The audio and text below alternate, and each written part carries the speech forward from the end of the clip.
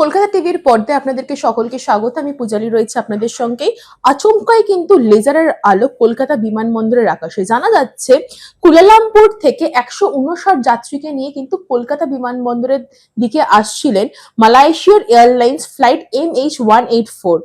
শনিবার দিন অর্থাৎ 8ই আগস্ট কিন্তু এই হঠাৎ ফ্লাইট নিয়ে আসার সময় কিন্তু পাইলট কিন্তু আকাশের মধ্যে একটি লেজার আলো দেখতে পান এবং সেখান থেকে কিন্তু তার যেই কনসেন্ট্রেশন সেটা কিন্তু ব্রেক হয় বলে জানা যাচ্ছে। তার ফলে কিন্তু বিমানবন্দর সূত্রে জানা যাচ্ছে বিমানটি রানওয়ে থেকে প্রায় 8 নটিক্যাল কিলোমিটার দূরে ছিলেন বলে জানা যাচ্ছে এবং তার ফলে কিন্তু এই আলো অর্থাৎ এই লেজারের আলো যখন এই পাইলটের চোখে গিয়ে পড়ে তখন থেকে কিন্তু তার মধ্যে একটি উদ্বেগ কাজ করেন এবং 159 যাত্রীকে নিয়ে যেহেতু তিনি আসছিলেন কলকাতা বিমানবন্দরে, সেখান থেকে কিন্তু তার ভেতরেও একটা আশঙ্কা অর্থাৎ একটা ভয় সৃষ্টি হয়। তার ফলে কিন্তু সে বিমানবন্দর অর্থাৎ কলকাতা বিমানবন্দরের চত্বরে কিন্তু কনস্ট্যান্ট মুভমেন্ট করেন, কিন্তু তার ফলে তিনি ল্যান্ড করতে পারছিলেন না। তার যেই কনসেন্ট্রেশন সেই লেজার আলোতে কিন্তু তার কনসেন্ট্রেশন ব্রেক হয়।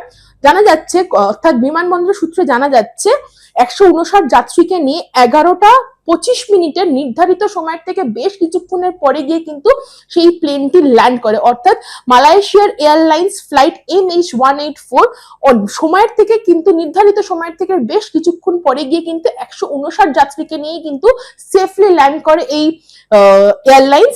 এবং তার পাশাপাশি যখন এই পাইলট কিন্তু নামার পরে কিন্তু তিনি সরাসরি একটি কমপ্লেন করেন, যেখানে জানা যাচ্ছিল যে তার চোখে কিন্তু বেশ কিছু লেজারের আলো গিয়ে পড়ছিলেন, যেখান থেকে তার চোখ কিন্তু ঝাপসে যাচ্ছিল এবং সে কিন্তু কনসেন্ট্রেশন ব্রেক হচ্ছিল বলে জানা যাচ্ছে। এর ফলে কিন্তু এর আগেও কিন্তু কলকাতা বিমানবন্দরে যখন শ্রীভূমি স্পোর্টিং ক্লাবের যখন লেজার শো হয়েছিল তখন কিন্তু সেই স্পোর্টিং ক্লাবের লেজার শো কিন্তু বন্ধ করা হয়েছিল কলকাতা বিমানবন্দরের তরফ থেকে। কারণ কি, এই যখন লেজার শো গুলো যখন সৃষ্টি হয় তখন কিন্তু বেশ কিছু আলো গিয়ে যখন পাইলটদের চোখে পড়ে সেখান থেকে কিন্তু একটি অ্যাক্সিডেন্ট হওয়ার সম্ভাবনা কিন্তু থাকে। তার ফলেই কিন্তু বিমানবন্দরের চত্বরের সামনে যেই সব লেজার শো হয় সেখান থেকে কিন্তু কমপ্লিটলি রেস্ট্রিকশনস করা আছে যাতে এই লেজার শো গুলোতে না করা হয় বা যাতে পাইলটদের জন্য কোনো ক্ষতি না হয় বা যাত্রীদের জন্য কোনো বিপর্যয় না হয়।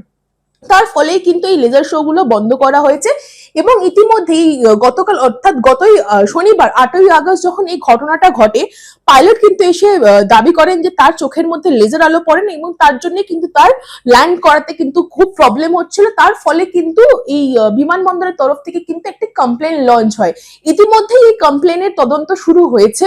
তার সূত্র পাশাপাশি এটাও বলে রাখবো যে এই লেজার শো যাতে না হয় বা কেন এই বারাসাত বা এই মধ্যমগ্রাম চত্বরে যেন কোনো লেজার শো না হয় তার জন্য কিন্তু কড়া বার্তা জানানো হয়েছে, যাতে কোনো যাত্রী বা কোনো পাইলটের বিপর্যস্ত অবস্থায় না পড়তে হয় এবং যাতে খুব শান্তিপূর্ণভাবে এই জিনিসগুলো অর্থাৎ এই ফ্লাইট টেক অফ বা টেক ল্যান্ডিং প্রপারলি ভাবে হয় বললে কিন্তু জানানো হয়েছে বিমানবন্দরের তরফ থেকে। ইতিমধ্যে কিন্তু এই তদন্ত শুরু হয়েছে যে প্রত্যেকেই লেজার আলো পড়া হয়েছিল, যার জন্য কিন্তু এই পাইলটের চোখে গিয়ে চোখ ঝাপসে গেছিল এবং তার ফলে কিন্তু ফ্লাইট নামাতে কিন্তু ল্যান্ড করতে কিন্তু বেশ কিছু সমস্যা হচ্ছিল বলে জানা যাচ্ছে। ইতিমধ্যেই এই বিমানবন্দর অর্থাৎ কলকাতা বিমানবন্দর তরফ থেকে তদন্ত শুরু হয়েছে এবং কড়া নিষেধাজ্ঞা জারি করা হয়েছে এই লেজার শো কে নিয়ে। এই সব তথ্য জানতে চোখ রাখুন কলকাতা টিভির পর্দায় রাত দিন 7 দিন।